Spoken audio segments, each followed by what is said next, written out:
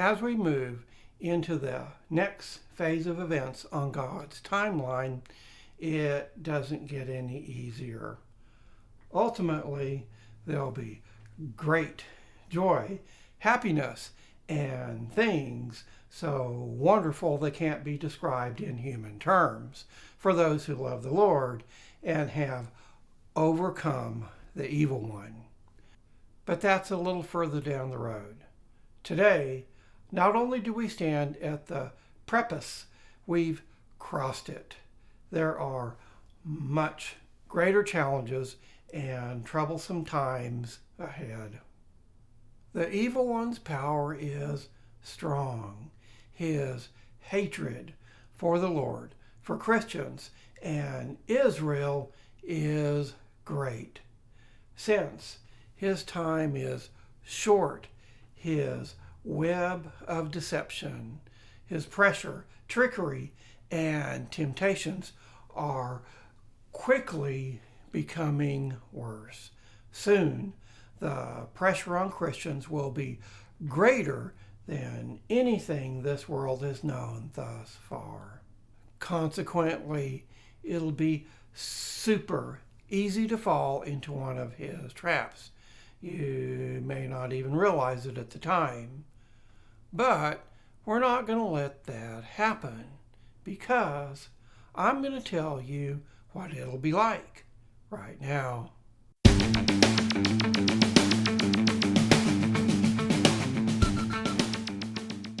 Hey, I'm author Michael Ramsey, and this is Michael Ramsey Books, where I show people how to transform their ordinary relationship with God into a spiritual one. If you haven't already subscribed, be sure to hit the red subscribe button and ring the notification bell now. The image that comes to mind when you imagine what a persecution of Christians would be like is probably very close to what I used to think it would be like when I was young.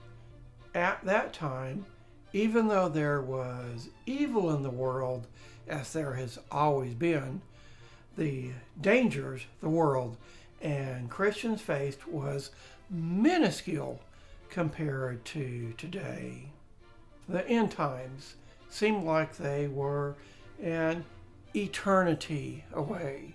Conversations and friendly debates about the end times were little more than a fascination of varying opinions.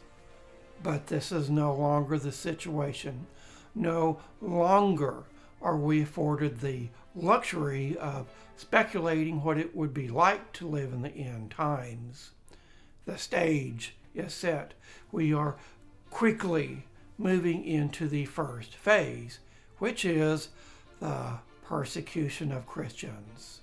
It's already beginning, and it's going to get much worse. Much, much worse. But it's not going to play out the way you think, or at least the way we imagined it would have been years ago. And by the way, in case we haven't met, a little more about me. I have a spiritual gift from the Lord Jesus. He shows me things about the future and the past with a touch or a catch through the corner of my eye in a flash of light that sometimes takes my breath away. I'm shown the hearts and minds of people whom the Lord doesn't like. Oftentimes, I see things about them that nobody else knows. I used to think the persecution would entail Christians being forced to deny Christ or face imprisonment or death. And certainly these things can do and will happen with increasing severity. But not so much initially. What's coming first, and already is, going to be shrouded in the fog, which is an acronym I'll explain in just a moment. During the early phase of the persecution, You may not even recognize whatever the thing you're being coerced to do. The denial of Jesus Christ will be framed, spun, and wrapped with something that sounds good, decent, humane, and responsible. There'll be reassurances by experts. It'll be promoted by celebrities, and it'll be analyzed by the media. Whatever it is will be the right, safe, and effective thing to do. There'll be rewards for doing it and penalties if you don't. The pressure to comply will be intense.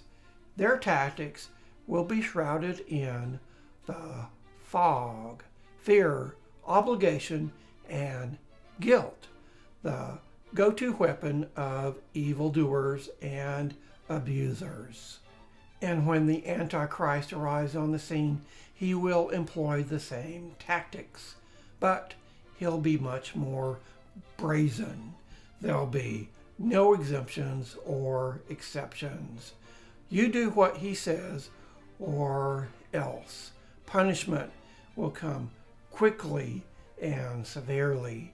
It'll be brutal, something akin to what a beast would do. And by the way, if you missed my videos on the Antichrist and the origins of the Antichrist, I'll leave a link for you in the description below. Specifically, whatever things that will be forced upon us in the upcoming years doesn't really matter that much. If it's not one thing, it'll be something else. But what does matter is that you test all things.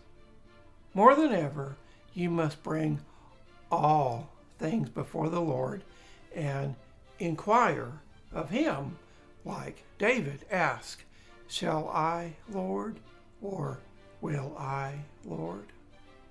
In a previous video, which I'll also leave a link for you in the description below, I go into a little more detail about how to inquire of the Lord. It's actually one of your spiritual weapons. And by the way, when you inquire of the Lord, he always gives you more than what you asked of him. It is not only a fascinating experience, but a beneficial one.